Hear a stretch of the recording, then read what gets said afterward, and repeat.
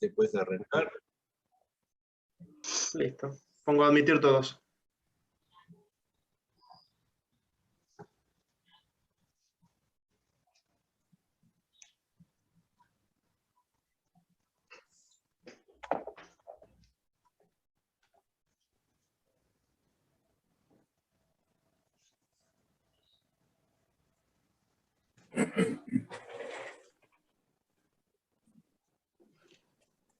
Hola, buenas tardes. Saludos a todos y todas. Hola, buenas tardes. Buenas tardes. Hola. Bueno, Hola, buenas tardes. estamos en un nuevo encuentro del Foro del Departamento de Psicología Jurídica de la Asociación de Psicólogos de Buenos Aires. Y hoy nos acompaña el licenciado Roberto Casanova, que nos va a estar presentando su libro Evaluación Pericial Psicológica y Daño Psíquico, que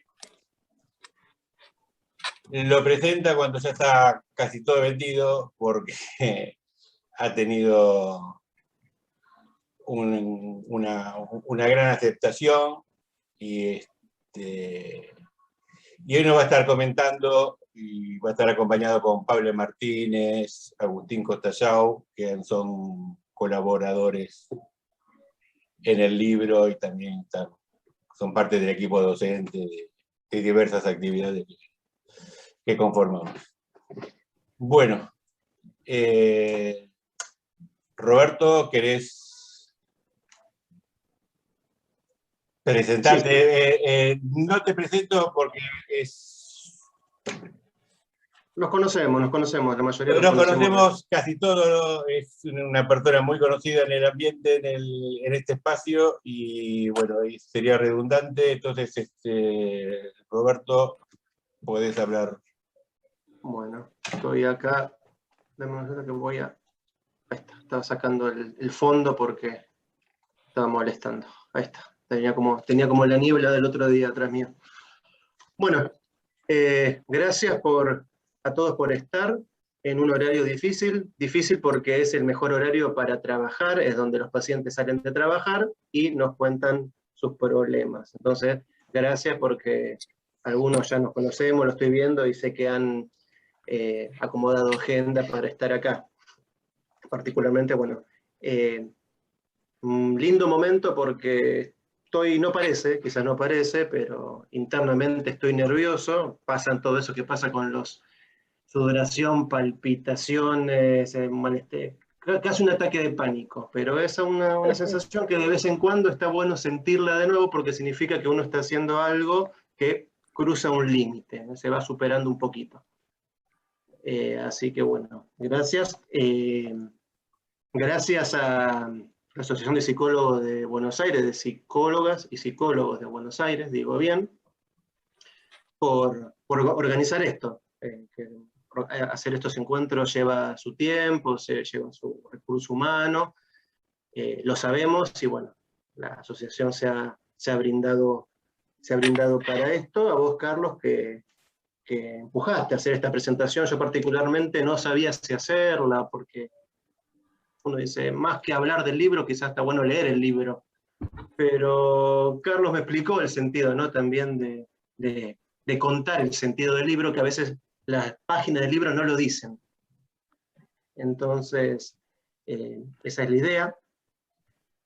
Van a estar con nosotros los colaboradores del libro, que son colaboradores, amigos, compañeros de trabajo, de asado, de varias cosas, de expedientes.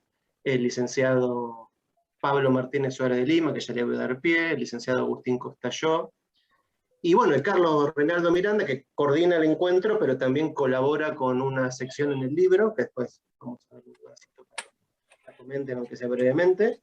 Ya voy adelantando que me han llegado buenos comentarios del libro, pero la mitad de ellos, de lo que escribió Carlos, lo que escribió Agustín, lo que escribió Pablo, o sea que bueno, está bueno eso.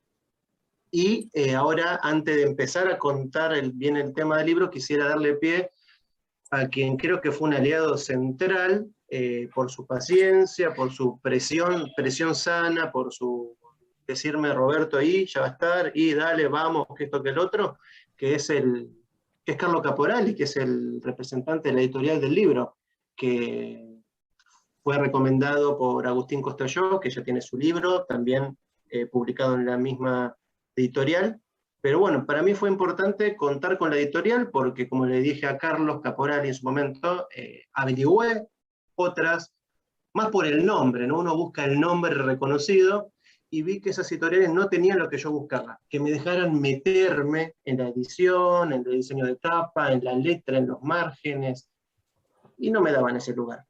Y Carlos me dijo, vamos a trabajar juntos. Y trabajamos, como me corregirás, Carlos, creo que más de 15 correcciones del material a lo largo de 2 meses. Así que bueno, Carlos, te agradezco y te dejo un lugarcito. Bueno, muchas gracias. Buenas noches, buenas tardes para todos. Buenas tardes, Roberto Horacio Casanova.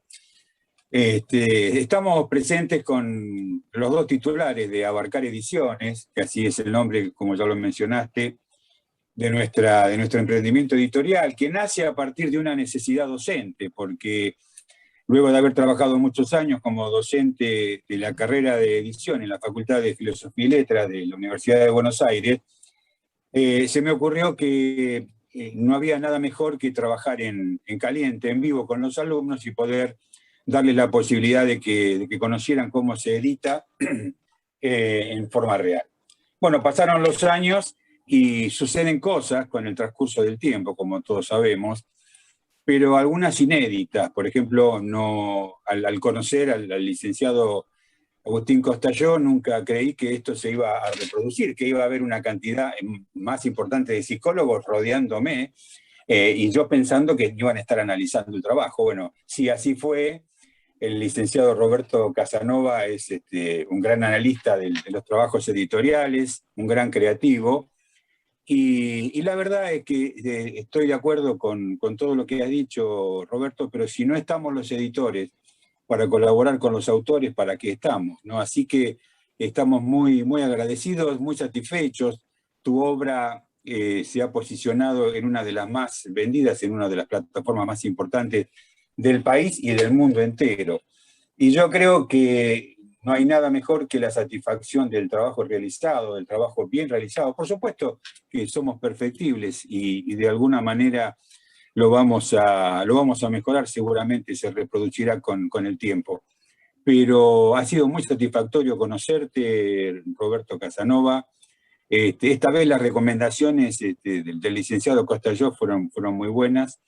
Y estás haciendo un trabajo excelente y sobre todo desde el punto de vista comercial. A nosotros nos llena de orgullo que nos hayas elegido. Esto es simplemente lo que te quería decir. Me retiraré en un rato porque me debo a mis alumnos también, que me estarán esperando en otro Zoom. Y bueno, felicitaciones y un gran aplauso editorial. Y como dice el latiguillo popular, que sigan los éxitos. Gracias. Bueno, Carlos, muchas gracias. Muchas gracias. Carlos es una persona que te da lugar para retocar, te corrige y te dice qué hacemos después. El otro día nos reunimos a cerrar un detalle administrativo de unas copias para que hay que entregar a la Biblioteca Nacional, y terminamos hablando de un libro 2 y de una ampliación de la primera edición. Entonces, motiva a trabajar. No, responde los sábados a la noche, los domingos a la noche, cosa que no pude encontrar en otras, sin hablar mal, de otras editoriales, no lo pude encontrar. Ahí había imposiciones muy rígidas, y a los psicólogos la rigidez a veces no nos gusta mucho. Somos bastante... Así que bueno, Carlos, muchas gracias, y sé que en un ratito tenés que ir a... Carlos es docente en la Facultad de Filosofía de la UBA, y está en eso ahora. Bueno, quisiera comentar muy brevemente la idea del libro. La idea del libro, estoy viendo algunos números de acá, que ya sé que lo tienen, que ya sé que lo estarán viendo.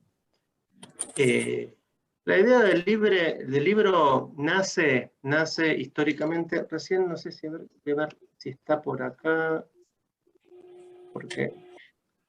Ahí está. Sí.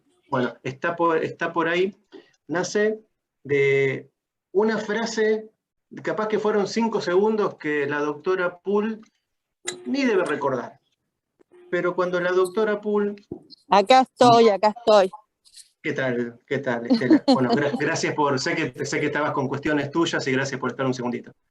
La doctora no solamente fue la tutora de mi trabajo final integrador como especialista en psicología forense, que la verdad que fue un ordenamiento de lo que tenía que hacer, pero aparte, antes de ser tutora, fue coordinadora de la carrera, y alguna tarde, esas jornadas larguísimas de 8 horas que eran esos encuentros, nos dice ya en segundo año: escriban un trabajo de lo que estén haciendo, de los que les interese, de los que les guste, porque el día de mañana ese trabajo quizás pueda ser una tesis de grado, doctorado, o quizás pueda ser un libro. Y bueno, eso es lo que pasó.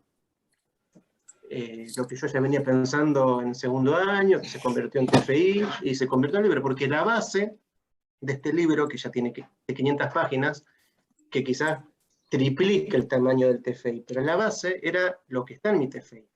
Obviamente con otro lenguaje, quizás técnico, pero no tan estricto como requiere un texto académico para ser evaluado en una mesa, pero nació ahí. Yo me acuerdo ese momento donde quizás cuando mis compañeros estaban más preocupados en aprobar el TFI, a mí me quedó eso de esto que salga de la facultad y se pueda leer. Entonces, bueno, en parte, Estela, bueno, te agradezco porque capaz que vos ni te acordás de eso, pero fue el motivo. Sí, disculpame, Roberto, sí me acuerdo, porque yo trataba de estimular justamente lo que vos decís, de que, bueno, trabajaran sobre algo que les interesara, y no solo que fuera para aprobar una carrera, sino para algo más. Y como vos siempre has sido tan inquieto, tan emprendedor, que te dije el otro día algunas cuestiones en privado, sí, yo me acuerdo, no exactamente del grupo, pero sí me acuerdo que siempre yo trataba de que pensaran en esto, ¿no? Bueno, Estela, bueno, y de nuevo gracias por estar un segundito, que sé que tenés 1000 ocupaciones.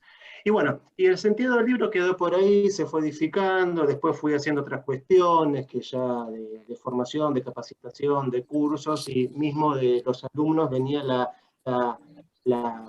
el comentario: estaría bueno que escribas algo más formal, que ordene esto, que dejen de ser fichitas o papers, por darle un orden. Y bueno, y como mucho de... El año pasado, este año fue un libro, un año y medio de publicaciones. Muchos colegas muy reconocidos en el ambiente han publicado. Creo que el tema de la cuarentena y el COVID ha facilitado eso. Hablando con esos colegas, me lo han confirmado, al menos en mi caso también fue así. El tema de tener un poco más de quietud, tener la agenda un poco más libre, a veces no por decisión, sino por contexto, al menos a mí me permitió ponerme a sentar a ordenar. Cosa que ya tenía armada, fue más que nada un ensamble, pero un ensamble que básicamente fue como escribirlo desde cero. Porque encima pasaron cosas que quizás había escrito en 2012, 2013, y en 2015 cambió todo el Código Civil. No sé si cambió todo, pero un código así, ¿no? Y hubo que rectificar, modificar.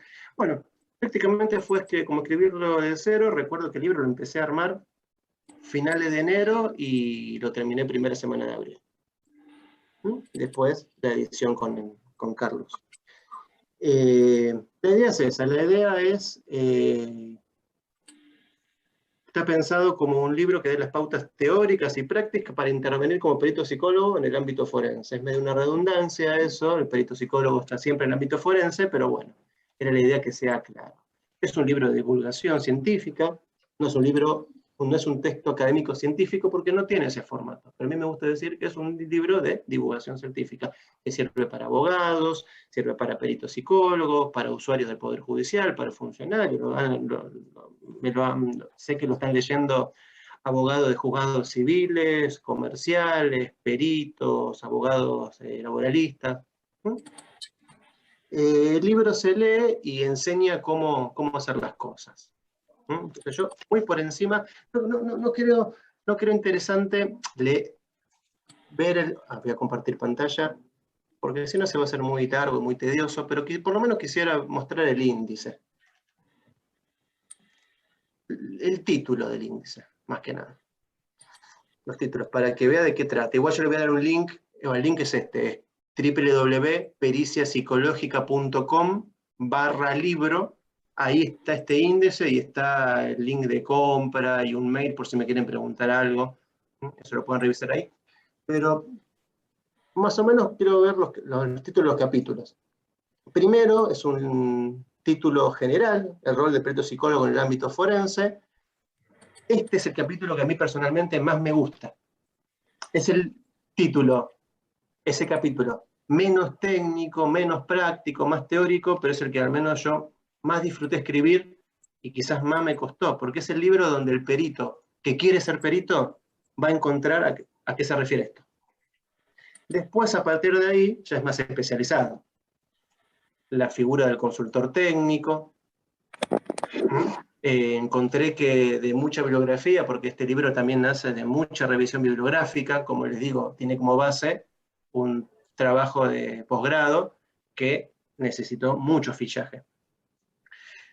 Y no encontré tan detallado en qué consiste el trabajo del consultor técnico, y había libros, pero ya estaban desactualizados, con códigos viejos, entonces, acá que lo actualicé. Ética de ontología y práctica pericial psicológica, un punto que a mí me parece importantísimo. En todos los espacios que tenemos de capacitación tenemos un módulo de ética y de ontología, y a veces sorprende que ciertos dilemas se resuelven conociendo la deontología de la profesión. Entonces, se trabaja esto en detalle. Todo el libro está atravesado de jurisprudencia, de normativa, de citas bibliográficas académicas, tanto de abogados, psiquiatras, psicólogos. Tiene todo ese sustento. Más allá de las opiniones propias, ¿no?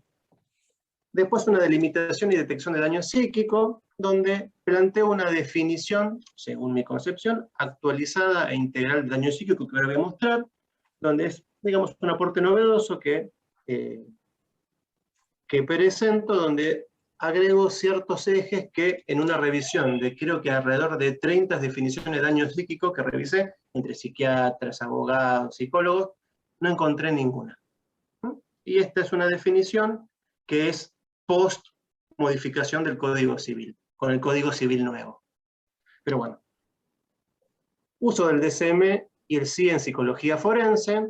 Acá agradezco nuevamente el asesoramiento del licenciado Agustín Costalló, que me ayudó un poco en esto, ¿no? Indicándome qué tenía que leer, cómo lo tenía que leerlo. La entrevista psicológica clínica forense, encontré que siempre hay muchas preguntas sobre cómo llevar adelante una entrevista, detalle por detalle. Entonces, un capítulo dedicado a esto. Son capítulos extensos, estamos hablando de un libro de 500 páginas, entonces son capítulos que tienen cierto desarrollo. Técnica, evaluación y exploración psicológica. Advierto, si a alguien le interesa el libro, que acá no vamos a trabajar las técnicas, cómo se toman, porque para eso están los manuales de los test. Acá se piensa más en el sentido de las técnicas, cómo se diagraman, cómo se conforman, cómo se aplican, la parte más metodológica. Evaluación forense de la simulación, un capítulo que es bastante extenso. Va a ser la base del segundo libro que ya estoy diseñando. Está ahí, ya lo estoy empezando a preformatear, porque es un tema que amerita un libro aparte. Pero bueno, acá es el primer atisbo de presentación. Elaboración del informe pericial psicológico. La estructura básica del informe pericial psicológico, yo acá planteo en que no podemos hablar de modelos de informe, por ineficacia, por no ser ético, porque no sirve, hablando coloquialmente. Si no, hablamos de la estructura básica de un informe pericial y qué tengo que tener en cuenta en cada sector y cómo lo plasmo en un dictamen forense.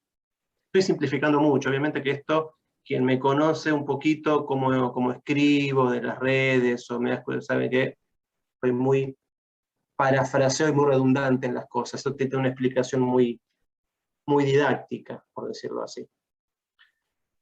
Modelo de intervención en evaluación pericial psicológica de los psicoelementos. Es un modelo, Pablo Martínez, si estás por acá, interrumpime, vos le pusiste un nombre que tenía esto de cuando uno va subiendo por escalas de los pasos a seguir, no me acuerdo ahora. Pero básicamente es un organigrama de cómo intervenir en una pericia psicológica de oficio. A través de muchas pericias, creo que ya estaré arriba de las 600 pericias de oficio y la experiencia de otros colegas, vimos que hay puntos en común, denominadores en común, que si uno sigue unos pasos, indirectamente o directamente, responde la mayoría de los puntos periciales. Entonces, esto organiza esto. Ahora se lo voy a mostrar. Y bueno, y modelo de escritos judiciales, que bueno, siempre viene bien, pero más allá de mostrar el modelo, explicar el sentido del modelo. Los apéndices, que ahora los colegas van a hablar de ello, los puse en apéndice. Yo no sabía si hacer un capítulo o un apéndice, porque la verdad son tan ricos que podrían hacer otro capítulo. Pero el tema es que también rompía la lógica del libro. ¿Por qué? Porque son temas que son extrapolables a otras áreas. Entonces, lo puse como apéndice y no como anexo. Porque apéndice, más que nada, un agregado que tiene mucha relación con el cuerpo central del libro, pero no desprende del mismo. El licenciado Pablo Martínez, mejor voy a hablar de los apéndices de los docentes y le voy a ir dando lugar uno por uno, va a ser más rico. Primero voy a hablar de los apéndices que no son de los colaboradores. El apéndice 2, que es los aportes del psicoanálisis al campo forense. El apéndice 5, donde se trabaja la tabla de el baremo de foro trabajo, se trabaja en detalle. Acá de nuevo me volvió a ayudar Agustín Costallao, sin enterarse, porque cité su libro, explicando qué es esto de la CRBAN, cómo se trabajan las ponderaciones, la psiquiatría de Schneider, bueno, lo cité mucho. Y en el apéndice 6, el decreto 478/98, que es el baremo, entre comillas, oficial, por decirlo así, de foro civil. Esta es la idea central del libro. Ahora voy a dar lugar a los colaboradores, pero bueno, el libro está orientado al objetivo, si bien van a haber temas tangenciales que le van a interesar a consultores de técnicos, a peritos de parte de foro penal, a peritos oficiales. El usuario, el beneficiario central va a ser el perito de oficio o quien haga psicodiagnósticos jurídicos en foro trabajo, laboral, comercial y contencioso administrativo.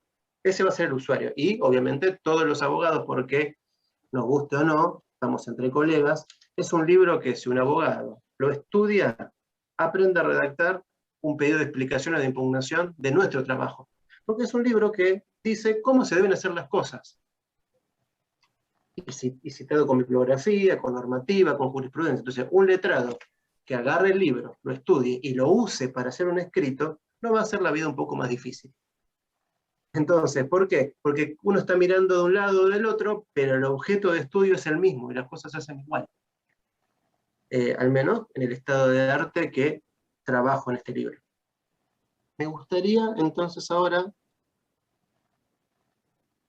en el orden que aparece acá en el índice del libro, el apéndice 1 lo escribe el licenciado Pablo Martínez Suárez de Lima, y se titula Psicología del Testimonio, valoración de la validez y análisis de la credibilidad del testimonio en los fueros civil y laboral.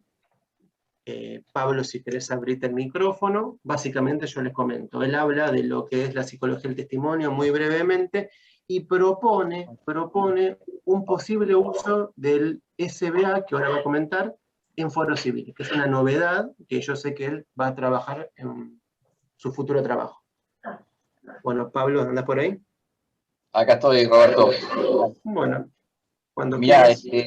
antes que nada, lo que yo quiero es, si bien ya lo hice, es volver a felicitarte.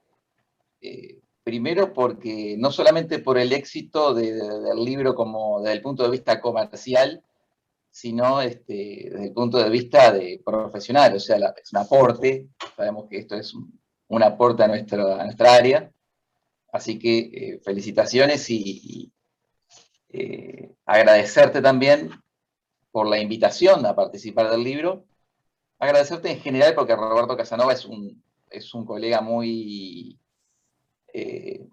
una persona que muy amable, muy, que suele invitar a hacer cosas sin pedir nada a cambio, y eso no es fácil de encontrar, ¿no? En esta área ni ninguna. Así que bueno, felicitaciones por eso. Y después, bueno, una vez que él me invita a mí para decir, bueno, que le interesaba alguna participación en el libro, si bien yo me dedico mucho más a lo que es el área penal, yo tenía cierta inquietud o interés en hacer una especie de propuesta, y en realidad el capítulo mío es una propuesta, es para que lo piensen otros y lo tengan en cuenta, no es nada que esté enseñando nada, sino que es justamente una propuesta a comenzar a desarrollar. Entonces tomo desde lo penal lo que es la psicología del testimonio, porque la psicología del testimonio se utiliza en el área penal casi exclusivamente en lo nuestro para la credibilidad del testimonio en aquellas causas de presuntos abusos, y donde hay toda una especie de protocolo, y lo pienso entonces como para aplicarlo al fuero civil y laboral, que es el objetivo del libro de Roberto, ¿no? O el destino del libro de Roberto. Entonces ahí lo que hago es una especie de, primero, de introducción de lo que es la psicología del testimonio, básica, y después, bueno, viene la parte que es más la propuesta de si es posible poder aplicar lo que es la credibilidad del testimonio y la validez de esos relatos en las pericias de oficio. Sabemos que en realidad en las pericias nosotros no nos interesa tanto el tema de la credibilidad, no tenemos forma de valorar la credibilidad porque tenemos objetivos clínicos y lo que nos interesa es la verdad subjetiva de ese sujeto que está ahí. Pero como dice ahí en el libro, en esa parte, muchas veces tenemos esto de decir, esto de pensar si está mintiendo, si no está mintiendo, si vino asesorado por el letrado, hasta dónde, esto de que se ajusta lo que está diciendo a lo que está en la demanda, al pie de la letra o no. Entonces la propuesta es tomar algunas herramientas de lo que es la credibilidad del testimonio para un trabajo nuestro, no para plasmarlo tanto en el informe, porque no corresponde, pero sí como para nosotros hacer una evaluación de la credibilidad de ese sujeto que hay en la pericia de oficio, que muchas veces viene después de muchos años a hacer la pericia, y viene con un relato que a veces es tal cual lo que aparece en la demanda, y otras veces que no. Entonces uno dice, bueno, pero esto no se ajusta, y en realidad lo que está haciendo ese sujeto es apelando a su memoria. Y la psicología del testimonio tiene que ver con eso, con la evaluación de la memoria, desde lo cognitivo. Entonces Pablo, mientras vos hablas, yo a los colegas les estoy mostrando el cuadro que vos hiciste, un boceto, para que lo vean. Pero como vos mirá, es un boceto, es una primera hipótesis a comprobar a futuro. Claro, es un esquema cambiado de lo que, como se aplica en penal, ¿no? En penal se aplica, por ejemplo, uno de los pasos que se toma, se suele aplicar, si se puede hacer, es el CBCA, que es una especie de 19 criterios que se utilizan en los testimonios de menores de 16 años, si hay un relato lo suficientemente habilitado como para hacerlo. Eso, por supuesto, no cabe en esto que estamos haciendo, pero se puede sustituir allí sí por lo que tomamos de la entrevista, ¿no? Entonces ahí yo hago un esquema como para tener una guía. Esto, repito, es algo como para que otros colegas lo tengan en cuenta y se pueda empezar a desarrollar si interesa, ¿verdad? Si interesa, y otros colegas que puedan trabajarlo seguro aplicando otros conocimientos y otras herramientas, porque la psicología del testimonio no es solamente el SBA como yo lo plasmo ahí.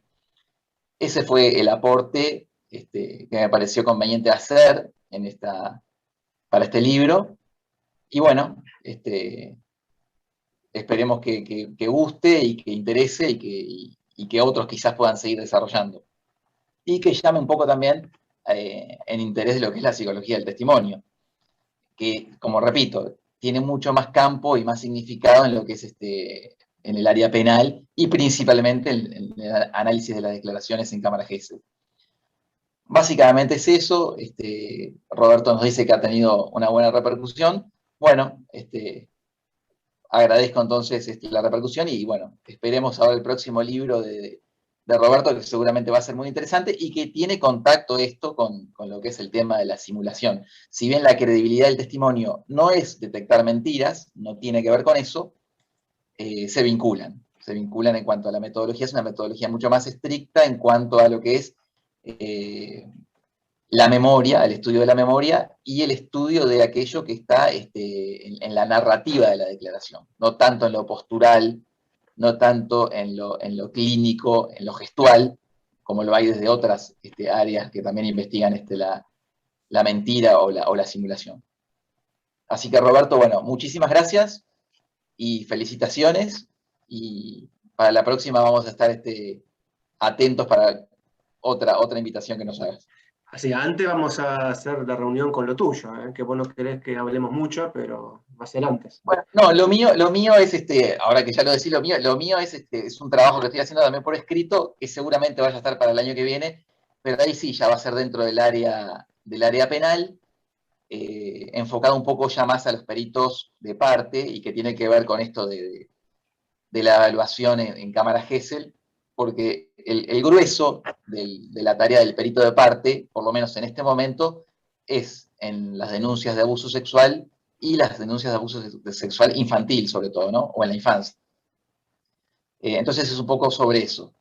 Y desde la mirada del perito de parte, que no hay mucho escrito específicamente del perito de parte, siempre se lo describe, se habla del área, cuál es el área del perito de parte, y también hay muchos mitos alrededor y cuestionamientos éticos respecto del perito de parte, donde se vincula el tema de la objetividad, se vincula el tema de si es objetivo o no es objetivo, y diferenciar un poco lo que es objetividad e imparcialidad, que a veces se confunden y no tienen que ver. A veces uno puede ser de parte y ser objetivo, y eso se va a tratar un poquito también la temática del libro, enfocada en casos de abuso sexual infantil, porque es la experiencia que yo tengo. No, hay algo de homicidio, pero que no, repito, no es el grueso, ¿no? Seguramente después lo vamos a hablar con Carlos Reinaldo Miranda para hacerlo, y ahí sí invitarlos. Pero bueno, hoy el tema es el libro de Roberto. Bueno, gracias Pablo, bueno, gracias de nuevo y por todo. Gracias, Roberto. Bueno, el apéndice que sigue en el orden es el que está a cargo del licenciado Agustín Costayó. Era necesario que el libro contenga referencias a las pericias a distancia. Era necesario, porque sigue siendo el tema, el trending topic, no sé cómo se dice, cómo es la palabra. Lo fue el año pasado se hicieron charlas sobre el tema, y ya pasados los meses quizás está un poco más sistematizado, falta estudios, se sabe que falta estudio a nivel académico, comprobaciones, hay gente que está estudiando eso. De hecho el licenciado Agustín Costayó hizo una presentación de cómo funciona el ROYAR según Exner en la toma virtual, una investigación estilo paper, digamos, con una verificación como corresponde. Pero bueno, yo antes de darle lugar a Agustín Costayó, quisiera leer los apartados del apéndice a su cargo. Dice: el rol del perito psicólogo en tiempos de pandemia, instrumentos para la evaluación pericial psicológica remota, uso de herramientas informáticas en evaluación a distancia, condiciones necesarias para la evaluación online y instrumentos aplicables para la evaluación telemática. Eso da la idea de que es un apéndice eminentemente práctico, tiene su parte de explicación teórica, administrativa, pero habla de hasta qué test y cómo, en qué condiciones se podrían aplicar. Así que bueno, he tenido muchos comentarios positivos de este apéndice, porque por eso le dije de entrada, a veces lo que está en el apéndice daba para todo un libro. Es como que me sorprendió. Así que bueno, Agustín. Bueno, antes que nada, bueno, agradecerte la invitación para colaborar en tu libro. Agradecerte también por todo. Bueno, están muchos años que estamos trabajando juntos con Pablo, con Carlos, con vos. Siempre muy generoso.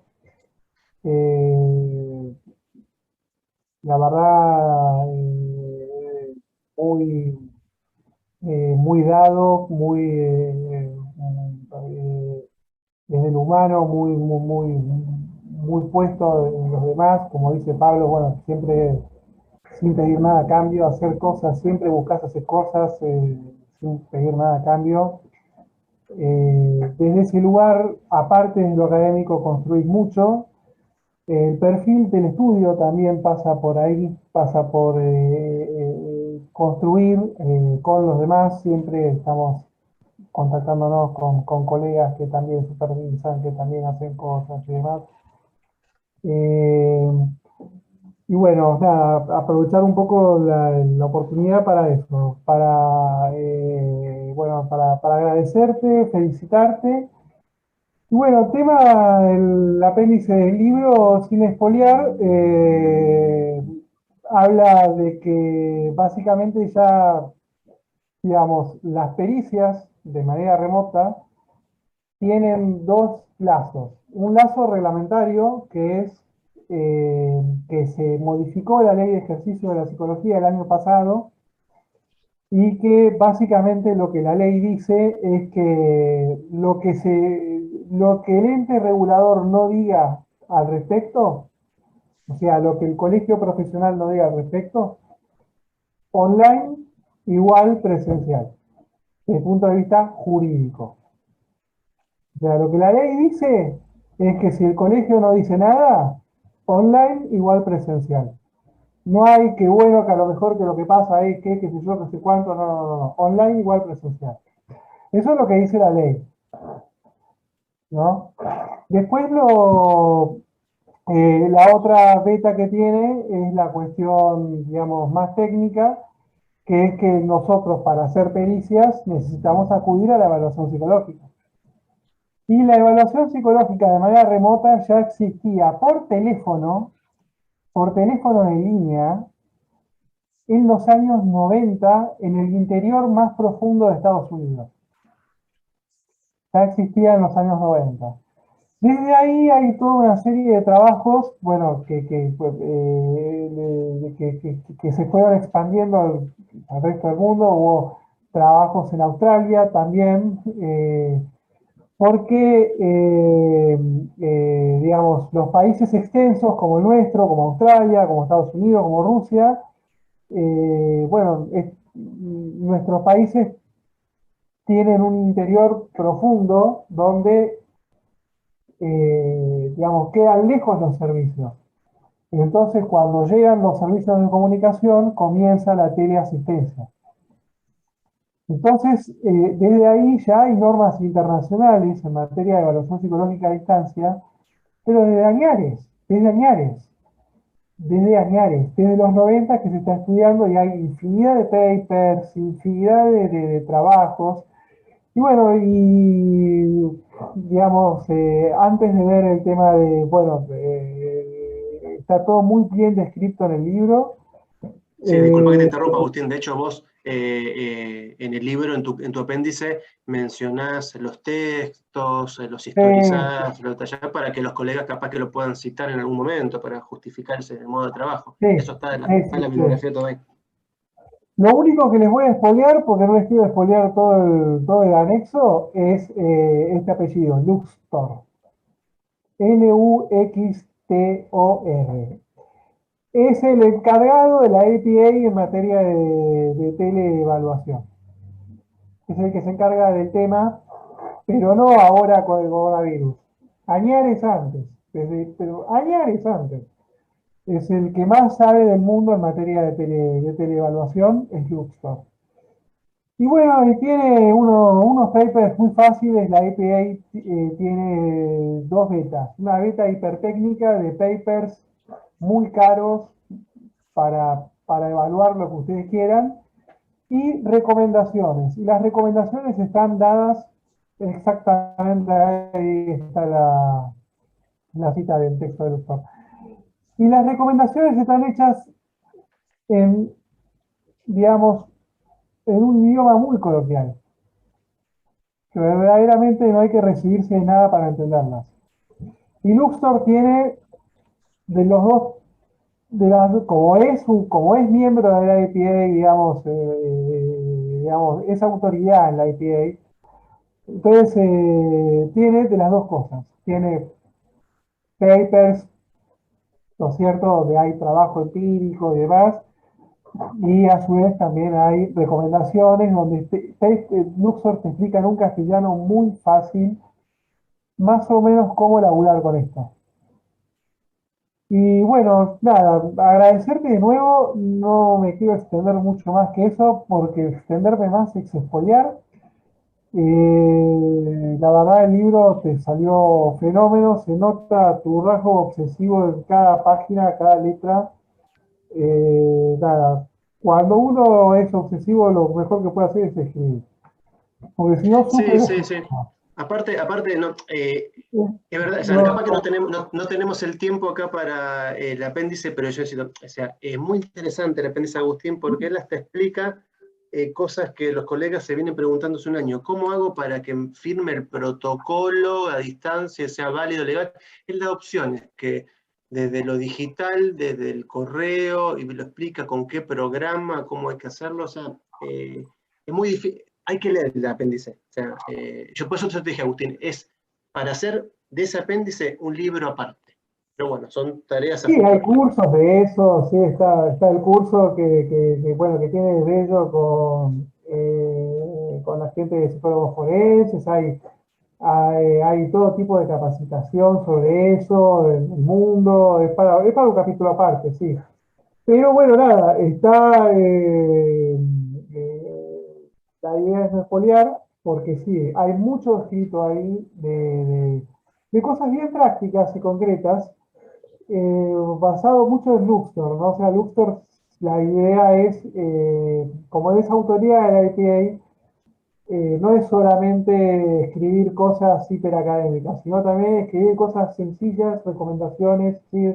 Chicos, cuidado con esto, cuidado con lo otro, fíjense, existe tal programita, tal otro, a lo mejor, que no sé cuánto. O sea, Luxor es eso, explicar en un inglés muy básico, digamos, porque es norteamericano, cosas extremadamente prácticas que las puede entender cualquiera.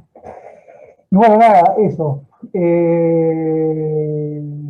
Para quien también sufre de neurosis obsesiva, lo recomiendo escribir. Escribir es como una manera de sufrir menos la neurosis obsesiva. Bueno, Agustín, gracias de nuevo. Y para los que estamos acá, el libro, si alguien lo está leyendo, lo está viendo, lo va a ver, es un libro que discute internamente. ¿Qué significa eso? Está Agustín, que hace todo un planteo, y yo, 3 capítulos atrás, digo todo lo contrario. Con otra postura, con otro fundamento, y cada uno, entonces, la lógica del libro es la misma que tenemos en nuestro trabajo. Cada uno fundamenta con su libro, con sus bases, digo, como comparan como la jurisprudencia. Los jueces dicen, hay jurisprudencia para la misma situación, para un lado y para el otro. Bueno, entonces nos discutimos muchos internamente. Y el otro apéndice que resta del tercero, porque está en ese orden, es de la persona que coordina este encuentro, que es el licenciado Carlos Miranda, que se llama el apéndice Evaluación Forense del Moving o Acoso Laboral. Y ahí tiene un apartado de que explica qué son los delitos contra la libertad y la dignidad del trabajo, con normativa actualizada, definición y características generales del moving, consecuencias psicofísicas del moving, jurisprudencia, legislación, herramientas para evaluar el moving. Es un tema que, insisto, estaba en el apéndice porque no son cuestiones que tocan a distintas áreas. O sea, de hecho, todavía en Argentina no está, pero están los planes de que pase a ser en alguna futura reforma un delito punible del marco penal. Todavía tengo entendido que no lo es. En países como Perú, España ya lo es. Pero bueno, como es un tema que toca tangencialmente, tenía que estar, y bueno, y yo sé que Carlos tiene mucho trabajo en el tema, tanto nacional como internacional. Y bueno, Carlos, si quieres contar un poquito. Bueno, Roberto, no. En principio, bueno, agradecerte la invitación, la participación. Somos colegas, amigos, hemos compartido horas de trabajo, cenas. Déjame que te interrumpa, Carlos. Carlos fue de los primeros profesores que tuve, creo que todavía era alumno allá por 2011, no recuerdo bien, o me estaba por recibir en 2012. Estabas estudiando todavía, no habías terminado la carrera. No recuerdo, pero me acuerdo que él daba un curso de práctica pericial y yo había hecho alguno en en la facultad y yo quería ver algo más. Y me acuerdo que tu clase valía, eran 3 encuentros o 4, 400 pesos, algo así. Estamos hablando de otros años. Y bueno, él fue, hoy estamos trabajando juntos, sí, pero él fue quien me dijo, mira, de esto se trata, y me lo dijo bien, porque pasaron 11, 12 años, y era así que mal no estaba. Así que bueno, Carlos. Bien. Bueno, nada, el tema que decidimos entre los dos trabajar en este libro fue el de Moving, pensando en la calidad del trabajador como un derecho humano. Es un fenómeno relativamente nuevo o reconocido, porque desde el 80, 90 aparecen los conceptos más solicitados de Lehman sobre el moving. En el 2007 se crea en el Ministerio de Trabajo una oficina de violencia laboral. Cito esa fecha porque es muy reciente. Es tan reciente que no hay demasiada jurisprudencia, y vos decías que no hay una ley. Hay un proyecto de ley de hace varios años que fue cajoneado y que no termina porque las empresas se resisten y ejercen un gran poder. A mí me ha tocado intervenir en varios casos de moving en que nunca se llegó a sentencia porque llegan a un acuerdo. Llegan a un acuerdo pagando lo que se reclamaba en el principio, lo que calculaban que se iba a regular en la sentencia, pero lo que no quieren es que haya jurisprudencia. Entonces se resuelve con un arreglo judicial donde generosamente reconocen las pretensiones, no reconocen las pretensiones, le dan un reconocimiento monetario sin reconocer lo que se estaba reclamando, que se haya producido un daño. Y cada vez es mayor en el fuero laboral este tipo de circunstancias. Lo que se desarrolla en el capítulo es los antecedentes. Ya en 1939 le preguntan a Freud qué es para él la salud mental. Y cuando esperaba una larga respuesta, él dice simplemente la capacidad de amar. La salud mental, amigo mío, es la capacidad de amar y de trabajar. Y ahí ya está implícito que la perturbación en el trabajo puede producir una enfermedad. La definición de salud de la OMS dice que la salud no es la ausencia de enfermedad, sino el completo estado de bienestar físico, psicológico y emocional. La OIT define, la Organización Internacional de Trabajo, define el trabajo como que no es únicamente una fuente de ingreso económico, sino que es una fuente de seguridad, confianza, valoración, autoestima y de inserción social. Y dándole una vuelta más, un director chileno, no recuerdo el nombre, que tuvo hace unos años, incorpora el concepto de trabajo digno, que es el trabajo que reconoce permite el desarrollo de la potencialidad del trabajador y tiene un reconocimiento acorde. O sea, no todo trabajo es digno.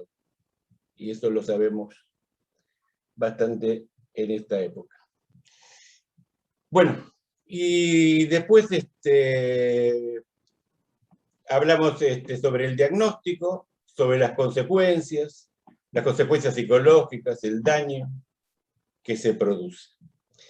Pero lo importante es el libro, el trabajo que te has tomado, que me has sorprendido, cómo has trabajado, armado, ordenado, puntualizado, desarrollado los diferentes conceptos y considero que este libro va a ser un referente en el área. Y eso es lo que realmente interesa. Bueno, Carlos, te agradezco. No sé si es una foto o el doctor está quieto, pero no, ahí vi que se movió. Bueno, está con nosotros, me voy a dar el gusto, porque para mí es un gusto. Está con nosotros el doctor Osvaldo Varela. Para mí es un gusto porque me permitió, de hecho en la introducción a mi libro le agradezco públicamente porque me permitió formar parte de su cátedra, de su gabinete, y me permitió estar al lado suyo como ayudante, que uno escucha y aprende. Son de esos profesionales que esas pequeñas intervenciones quedan, y son pequeñas, y capaz que ni se dan cuenta que es una intervención. También fue docente mío de grado, de posgrado, y bueno, no, Osvaldo, bueno, gracias por estar. Y acá justo tengo enfrente, hablando de evaluación del Moving, el libro que es de su autoría, justo con Bustos Villar, que es el Inventario de Hostigamiento Laboral. Está muy interesante como herramienta también para valorar estas cuestiones.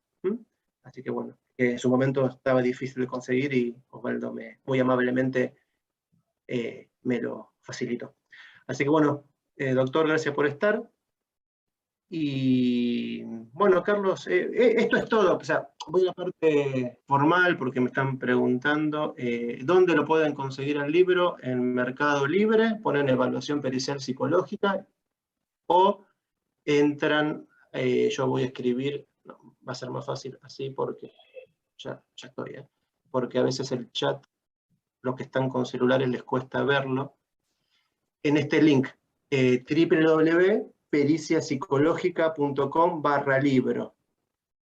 Y ahí está el índice para ver si les interesa y los links, y hay un teléfono también por si lo quieren venir a retirar o vemos en forma privada, que quizás es más económico que Mercado Libre. Pero bueno, se consigue. Bueno, Carlos, yo quería, antes de terminar, yo después te voy a mandar, Carlos, por mail para que AMBA difunda con el listado de mails dos cositas que están en el libro. Uno es una definición de daño psíquico que yo propongo, que después la pueden ver, que esto que el otro, donde tomo algunos puntos que no encontré en ninguna definición anterior y también porque son definiciones quizás antes de la reforma del código, pero agrego básicamente, pensando en el daño psíquico dentro del área civil por los juicios de daños, la afección en la capacidad laboral, al esquema corporal, distinto al daño estético, sino al esquema corporal, y a la identidad sexual y de género, y al proyecto de vida, como lo dice el Código Civil. Tiene toda una explicación, la definición que en el mismo libro está, pero yo después te voy a mandar este apartado que está tal cual en el libro para que se lo mandes a los colegas, y también les voy a enviar este otro apartado donde está el modelo MIEP que yo propongo, que es de cómo se puede protocolizar una pericia de oficio en la mayoría de los casos. Que está un modelo de los pasos a seguir. Hay que leerlo para entender. Yo te lo mando y después lo compartís Y tienen, por si lo quieren citar en algún lugar, tienen la página y todo para la cita más prolija, digamos.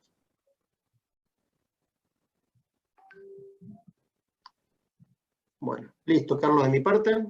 Bien, gracias Roberto. Abrimos ahora un espacio de preguntas, comentarios, aportes que quieran hacer.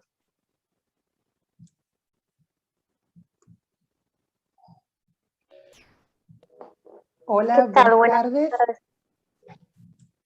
Bien. Bueno, sí. Cualquier cosa, ustedes organicen el orden de la participación. Me presento, mi nombre es Alejandra Morquio, soy perito oficial en el Poder Judicial de la provincia de Córdoba, y fue justo el anuncio de este libro casi como una respuesta a una expresión de deseo.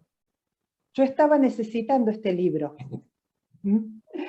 Estaba necesitando este libro y quería justamente mucho material compendiado en una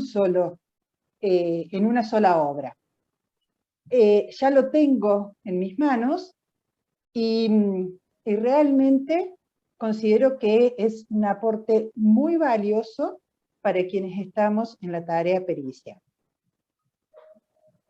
Así que les agradezco mucho bueno, el trabajo que se han tomado. Bueno, gracias por Muchas gracias. participar y tu comentario.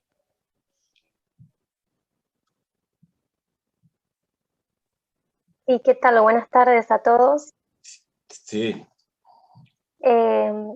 Quería hacer un comentario respecto al libro y a su autor, bueno, y a los colaboradores, ya que tuve el placer de ser alumna de todos, en una cátedra conformada por todos ellos.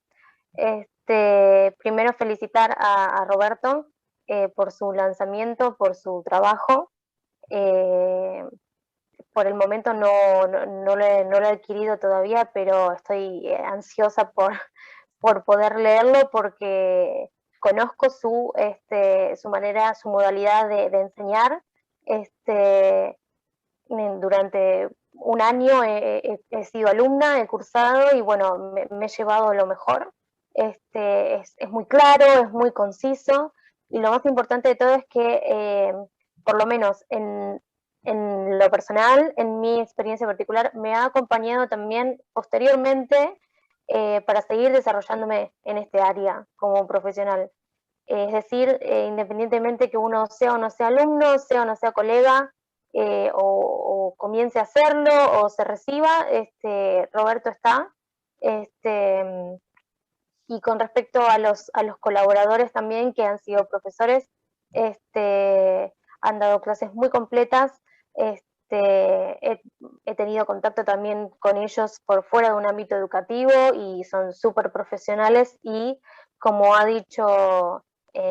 ha dicho en otro momento acá en este espacio, son referentes en el área forense. Así que felicitaciones. Muchas gracias, Ariana.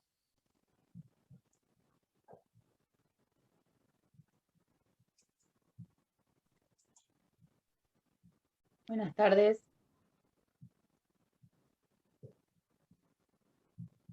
Sí. Hola, buenas tardes. Hola. Me sumo a lo que dicen los colegas en base a lo valioso del aporte. La verdad que inaugurar esto en esta época es necesario, como dijeron. Creo que en la dificultad que hay en el lazo, sobre todo entre colegas, en los momentos que vivimos, este libro es un aporte, no solo es un aporte, sino es una invitación al lazo también, a juntarnos, a conversar.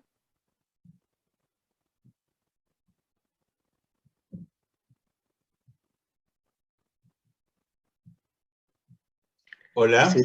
Es irónico porque nos tenemos que juntar a conversar y se corta el Zoom. Sí. Pero son cosas que pasan.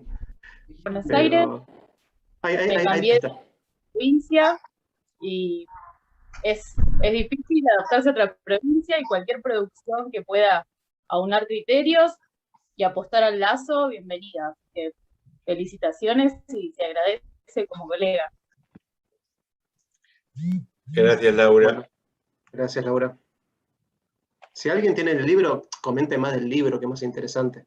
Después nos juntaremos a comer un asado. Un asado que caro va a ser, pero bueno. Caro, pero el mejor.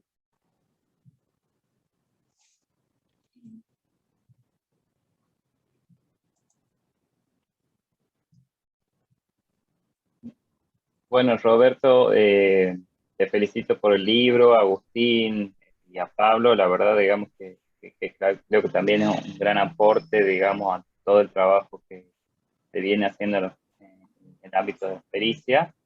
Y bueno, ya como estaba abierta la posibilidad de hacer preguntas, me gustaría saber cuál ha sido tu máximo desafío en esto de armar este libro. Vos te vas a reír, Flavio. Flavio es un colega de Tucumán. Este año colaboró con unas clases que damos en la UAI, sabe mucho del tema de evaluación de la simulación. Bueno, paréntesis aparte. No me costó tanto escribirlo. Lo que pasa es que es difícil decir eso porque lo que más me costó es decir basta con el libro. Porque iba a ser primero de 200 páginas y pedí el presupuesto de la editorial y después fueron 300 y después fueron 400 y después fueron 500 y hubo que decir basta. Y tengo cosas en la computadora y lo difícil era dar un esqueleto que no pasa a ser un divague el libro, que sea focalizar y que tenga un sentido interno. Eso fue, ya no fue tan compleja la idea porque ya todo estaba escrito, cosas que fui escribiendo en años, que había que reformarla, ponerle un conector, llevarlo para acá, traerlo para allá. La verdad no, y como facilitó el tema de esta semi-cuarentena que agarró yo el libro lo escribí más que nada, que en verano se aflojó un poquito los controles, pasó lo que tenía que pasar, y en febrero, marzo, volvió a hacerse más fuerte. Ahí fue cuando ahí yo lo escribí. La verdad, era una tarea, era un trabajo. Todas las tardes le dedicaba 2 o 3 horas. Y a veces más, a veces me sentaba a las 2 de la tarde y era a las 2 de la mañana, y comía frente a la computadora, pero no costó. El tema fue más que nada, ¿qué dejó afuera? No tanto la redacción. También tuve la ayuda de mi mujer, que está acá al lado, que me amenazó con que le dedique el libro, si no se terminaba todo. Pero no, hablando en serio, colaboró mucho porque ella es abogada y me corrigió cosas que yo estaba haciendo mal, y releyó el libro también a mi padre, que no está acá, pero también releyó el libro, él es profesor de lengua y literatura, así que también entró por otro lado sus críticas. No es profesor de lengua, es profesor de otra cosa, pero me entienden, ¿no? Faltaba que saque la lapicera roja y ponga nota. Y estaba muy trabajado, o sea, hubo mucha ayuda con el tema, pero el tema fue qué dejar afuera. Y después otra cosa que me costó mucho fue el diseño de tapa, porque a mí me gusta, amateur, hacer diseño de cosas. Y nunca me amigaba con el diseñador, siempre era la letra un poco más gruesita, para acá, para allá. La verdad, fue eso lo que llevó más tiempo. La redacción ya venía precocinada, digo. Pero bueno, si te tengo que responder más rápido porque me estoy extendiendo, bueno, lo que estoy haciendo es lo que pasaba en el libro, justamente, es síntoma del libro. No poder delimitar el objetivo y empezar a divagar en el libro. Eso es lo que pasa. Así que bueno.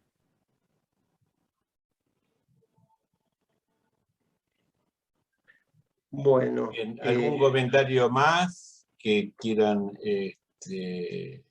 realizar?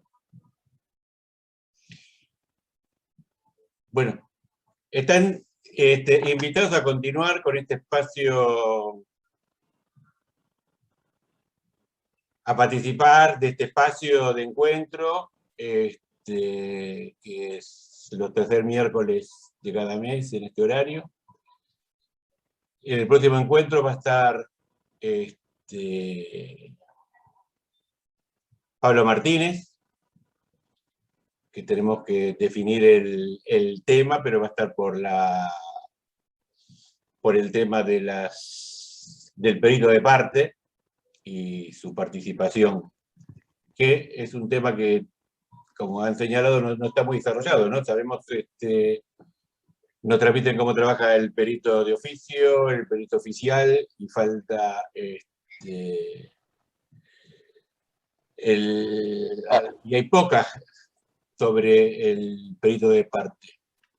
No sé si, Pablo, querés anticipar algo para ir convocando a la gente. No, un poco esto, de pensar que, si se fijan, todo lo que es la formación en psicología forense y cómo se ha desarrollado, de una forma involuntaria, seguramente, se ha ido todo formando o pensando en el rol de los peritos oficiales, el perito de oficio, y ha quedado por fuera la formación del perito de parte, digamos. Es como una consecuencia casi la formación del perito de parte a veces de peritos oficiales que dejan de serlo, entonces han tenido su conocimiento allí y lo vuelcan de forma, digamos, privada. Algunos otros han llegado por otros medios, pero en realidad no hay nada que esté totalmente estructurado o pensado para el perito de parte. Entonces el perito de parte, cuando comienza un poco a ciegas o comienza con consejos, y en realidad es un rol diferente. Y lo otro para pensar es lo que decía antes, esto de a veces el hecho de ser un perito de parte, se piensa que el perito de parte no es objetivo, y en realidad no es lo mismo objetividad que parcialidad. De parte se es estructuralmente porque uno está respondiendo a una de las partes, pero también sigue siendo auxiliar del juez. Entonces no puede decir cualquier cosa como perito de parte. Un poco es eso, un poco sobre eso va a tratar seguramente el próximo encuentro que vamos a organizar. Bien. Bueno, así que ya estamos palpitando para septiembre tu participación. Bueno, agradecemos muchísimo a Estela Marispul, a Osvaldo Varela, que haya dedicado tiempo a escuchar, a participar, a estar con nosotros. Se han estado de distintos lugares del país. Roberto, en el chat hay saludos de Silvina Muñoz, desde Bolívar, y agradecimiento y reconocimiento hacia tu tarea. Está acá entre el público, si me permiten, ¿no? Ya que estamos cerrando y estamos un poco más relajados, está Liliana Casanova, que es mi prima. Mi prima siempre me corrige porque no es el cargo correcto, pero ella yo le digo que es secretaria en la Fiscalía en La Matanza, pero es instructora o investigadora judicial, algo así. Y yo siempre hablo con ella y digo lo mismo, porque ella, no vamos a decir nombre, ¿no? Porque no vamos a quedar mal, pero ella es muy curiosa y como abogada, como el trabajo del Ministerio Público Fiscal, dice, a veces veo cómo los psicólogos no hacen, los peritos no tienen lo que hacer, y aún con buenas intenciones terminan complicando la investigación. O sea, ya sea de parte, oficial, que esto que el otro, porque sabemos que nada asegura idoneidad, debería. Pero eso Pablo lo va a trabajar mucho en su libro, estoy seguro que lo va a trabajar mucho. Y con Liliana hablamos lo mismo, a veces las buenas intenciones y la intuición no sirve.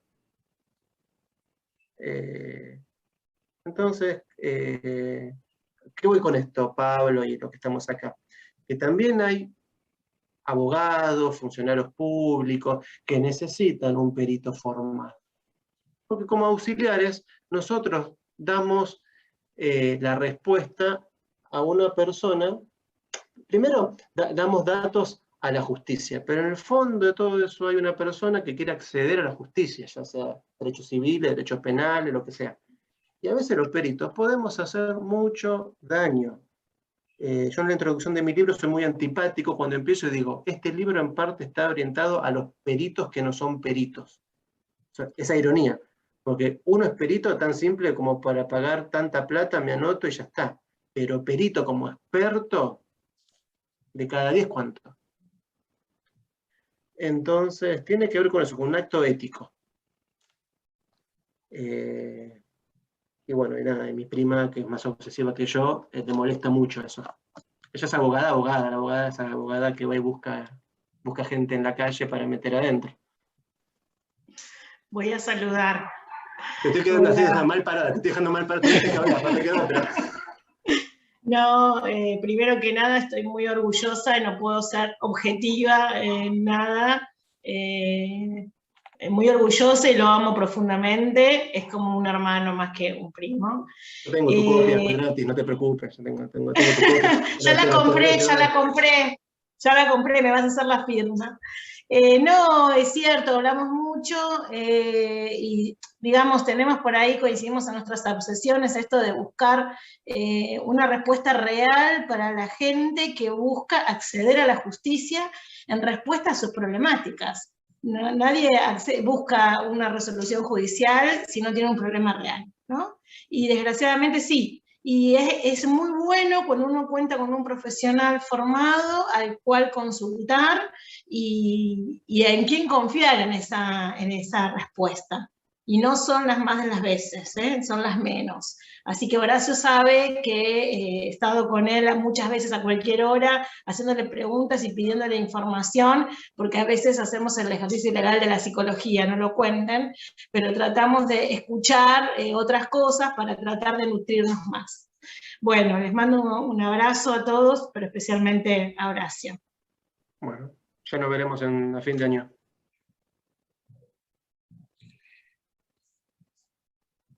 Bueno, entonces agradecemos a todos los participantes, a vos, Roberto, por compartir, por tu generosidad, que todo lo han señalado y doy fe. Y bueno,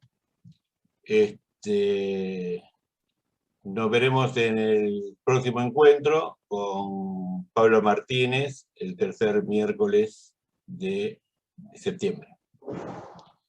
Bien. Bueno, gracias a todos, saludos.